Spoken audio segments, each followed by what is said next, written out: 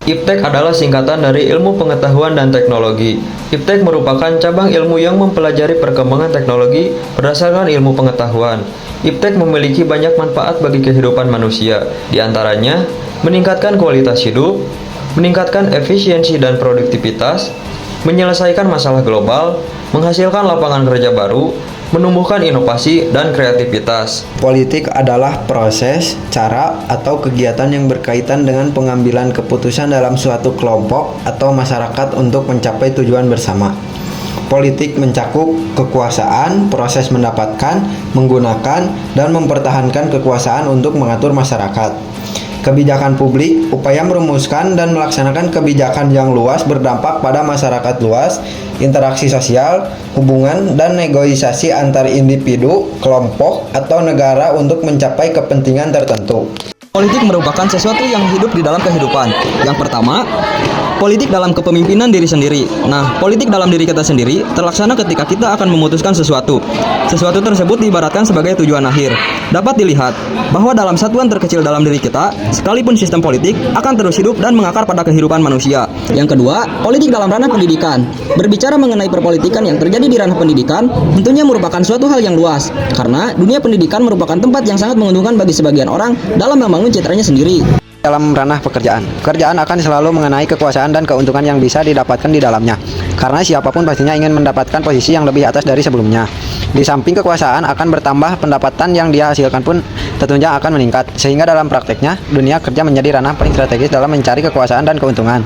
Bahkan salah satu riset menyatakan bahwa kecakapan seseorang dalam bermain politik di dalam dunia pekerjaan ternyata berdampak positif terhadap prospek karirnya.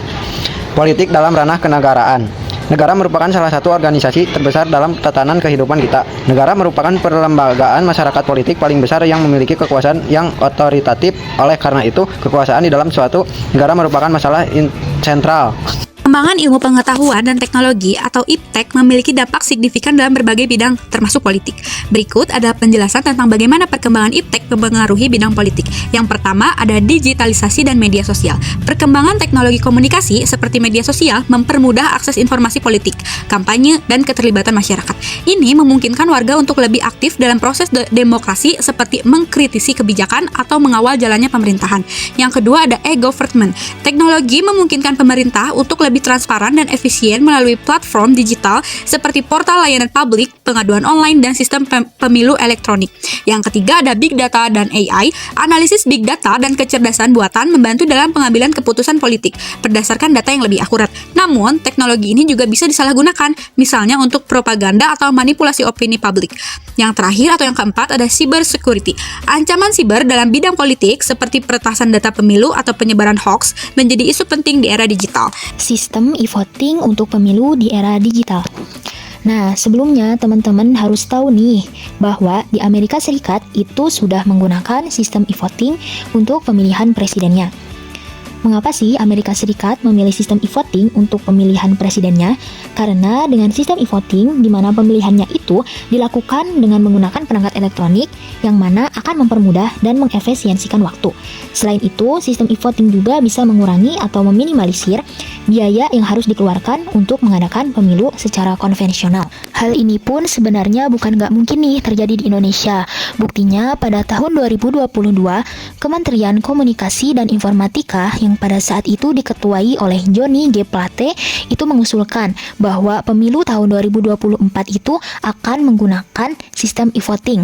Namun ternyata sistem e-voting ini itu belum siap dilakukan di Indonesia karena ada beberapa faktor yang menghambatnya.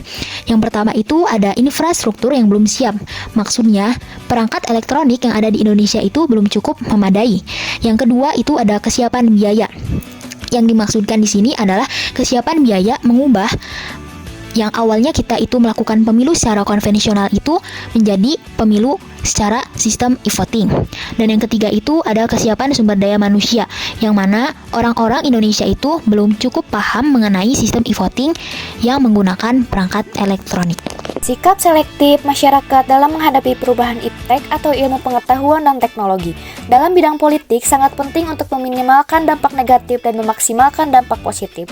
Berikut beberapa dampak positif dan negatif tersebut. Dampak positif yang pertama, peningkatan transparansi dan akuntabilitas. Iptek dapat meningkatkan transparansi dan akuntabilitas pemerintahan melalui teknologi informasi dan komunikasi.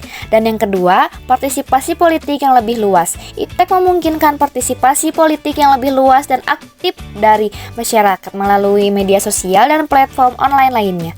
Dan yang ketiga, efisiensi dan efektivitas. Iptek dapat meningkatkan efisiensi dan efektivitas proses politik dan pemerintahan melalui otomatisasi dan analisis data. Untuk dampak negatif, yang pertama resiko keamanan siber. Iptek dapat meningkatkan risiko keamanan siber dan keserangan siber yang dapat memengaruhi stabilitas negara. Dan yang kedua, manipulasi informasi. Iptek memungkinkan manipulasi informasi dan propaganda politik yang dapat mempengaruhi opini publik dan proses politik. Dan yang ketiga, kesenjangan digital. Iptek dapat meningkatkan kesenjangan digital dan kesenjangan informasi antara masyarakat yang memiliki akses teknologi dan yang tidak. Sikap selektif masyarakat dan hubungannya dengan pengamalan sila Pancasila. Sikap selektif yang dimaksud di sini adalah sikap selektif masyarakat dalam menghadapi perubahan ilmu pengetahuan dan teknologi. Pertama, itu ada sila ketuhanan yang Maha Esa. Maksudnya, penggunaan teknologi perlu diarahkan untuk memperkuat nilai-nilai spiritual dalam politik. Yang kedua, ada sila kemanusiaan yang adil dan beradab.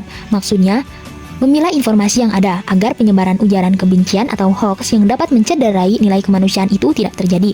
Yang ketiga, itu ada sila persatuan Indonesia. Maksudnya, teknologi yang ada itu dapat mempererat persatuan melalui kolaborasi lintas daerah. Dan yang keempat, kerakyatan yang dipimpin oleh hikmat kebijaksanaan dalam permusyawaratan perwakilan. Teknologi memperkuat proses demokrasi melalui keterlibatan warga dalam diskusi politik. Namun, pola komunikasi digital perlu diarahkan untuk tetap menjunjung tinggi nilai musyawarah dan tidak memaksakan kehendak. Dan yang kelima, keadilan sosial bagi seluruh rakyat Indonesia. Teknologi membuka akses bagi masyarakat untuk mendapatkan layanan politik dan ekonomi yang lebih merata. Namun, kesenjangan digital atau digital divide harus diatasi agar semua warga dapat merasakan manfaat teknologi secara adil. Kesimpulannya adalah perkembangan iptek di bidang politik memiliki pengaruh besar dalam pengalaman Pancasila.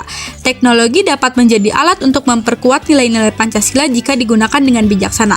Namun, potensi negatifnya seperti penyalahgunaan data, hoax, dan ancaman perpecahan harus diantisipasi agar nilai luhur Pancasila tetap menjadi pedoman utama.